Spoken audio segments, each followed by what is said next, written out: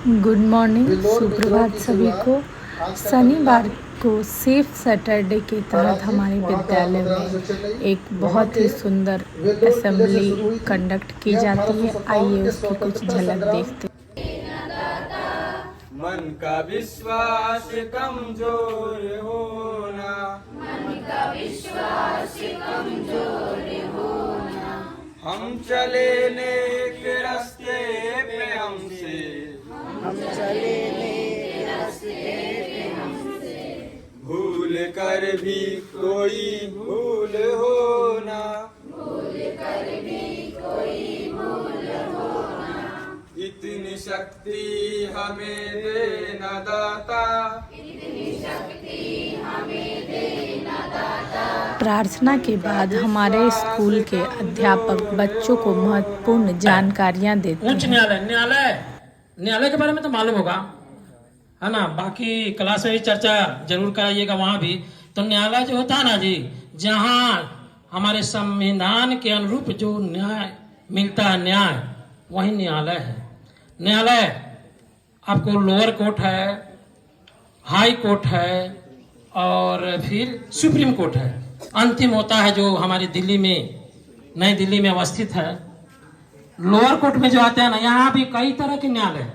एक मत समझना, डिस्ट्रिक्ट जज, जिला न्यायाधीश, और भी विभाग में न्यायालय होते हैं। जज भी न्यायाधीश होते हैं। डिस्ट्रिक्ट जज के अलावा कलेक्टर भी न्यायाधीश होते हैं और वह भी बैठते हैं। हमको लगता है कि इनका भी शायद 2 घंटा का या 1 घंटा का ड्यूटी है न्याय देने के लिए। आइए, तो पटना उच्च न्यायालय की स्थापना, अपने बिहार में उच्च न्यायालय की स्थापना जो हुई, पटना हाई कोर्ट का 1916 ईस्वी, 1916, यानी उस समय हमारे यहाँ ब्रिटिश शासन था। याद रखिएगा, आजादी की सर के बाद मैम ने भी कुछ जानकारियां साझा की। जागरूकता लाने के उद्देश्य से ही यह दिवस मनाया जाता है। बच्चों को बेहतर शिक्षा, स्वास्थ्य, वातावरण सहित अन्य आवश्यक सुविधाएं देने के लिए छोटे परिवार की महत्ता निरंतर बढ़ती जा रही है।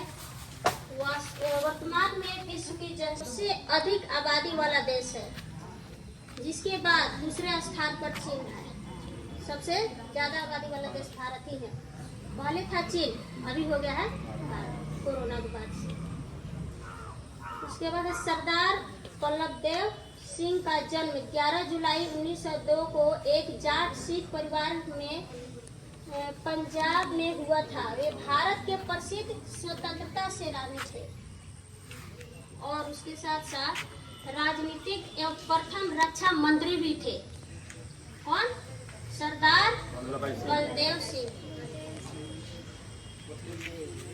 सुरक्षित शनिवार में जल जमाव से होने वाली परेशानियां एवं उसके निदान के लिए बच्चों से पेंटिंग प्रतियोगिता कराई गई, जिसमें बच्चों ने बढ़ चढ़ के हिस्सा लिया और बहुत ही सुंदर अपनी अपनी कलाकृतियाँ प्रस्तुत की। आइए देखते हैं इन सभी चित्रों को।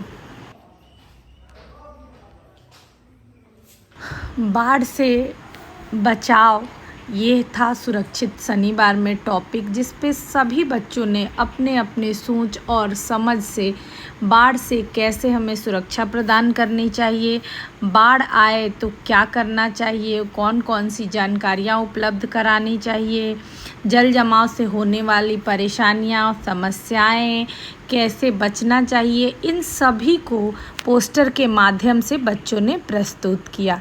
धन्यवाद।